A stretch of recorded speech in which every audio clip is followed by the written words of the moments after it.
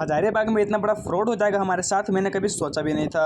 गांव से होते हुए रोज जाने वाली बस में बैठ करके मैं निकल जाता हूँ हजारीबाग के लिए, मगर इस सवारी में इतनी अच्छी खासी भीड़ हो चुकी थी कि मैं क्या ही बताऊं, पानी पीना भी मुश्किल लग रहा था। लेकिन जैसे तैसे बैठ करके हम लोग सफर का आनंद लेते हुए फाइनली कुछ देर के बाद पहुंच जाते सीधा हजारीबाग के कुछ दूर अंदर आने के बाद फाइनली हम लोग अपने बस स्टैंड भी पहुंच जाते हैं जहाँ पे हम लोग को उतरना था। एंड वहां से टोटो बुक करके हम लोग सीधा निकल जाते हैं बाबू गांव के लिए। सब हम लोग बाबू गांव इसलिए आए हैं क्योंकि यहाँ पे हम लोगों को ITI एडमिशन के लिए कुछ पता करना था। वहां पर जाकर के मैं सबसे पहले प्रैक्टिकल रूम को चेक कर लेता हूँ कि यहाँ पे क्या क्या हो रहा है क्या क्या नहीं। बाद में पता चलता है कि ये तो सरकारी है। और भाई साहब वहां से मुंह बना करके टोटो में बैठ करके हम सीधा पहुंच जाते हैं झिलझिलिया पुल की तरफ। और फिर यहाँ पर हम लोग उस बंदे का वेट करने लगते हैं जिसके थ्रू हम लोग हजारीबाग आए थे। और भाई साहब टोटल 8 किलोमीटर पैदल चलने के बाद आखिरकार हम लोग उस कॉलेज को पहुंच जाते हैं जहाँ पे हम लोगों को जाना था। यहाँ पहुंचते मैं सबसे पहले प्रिंसिपल से मुलाकात करता हूँ। एंड प्रिंसिपल से मुलाकात करने के बाद हमारा सारा डाउट क्लियर हो जाता है और वो हमें सारे जगह भी अच्छे से दिखा देते हैं। फिर वहां से जब हम लोग टोटो में बैठते तब हम लोग को बड़ी सांस की राहत मिलती है। सुबह से पैदल चलने की वजह से हम लोगों को भूख काफी तेज लग चुकी थी, इसलिए हम लोग दुकान में लुक करके यहाँ पे सबसे पहले बड़ा पाव खरीद लेते हैं। एंड पीने के लिए कोल्ड ड्रिंक भी।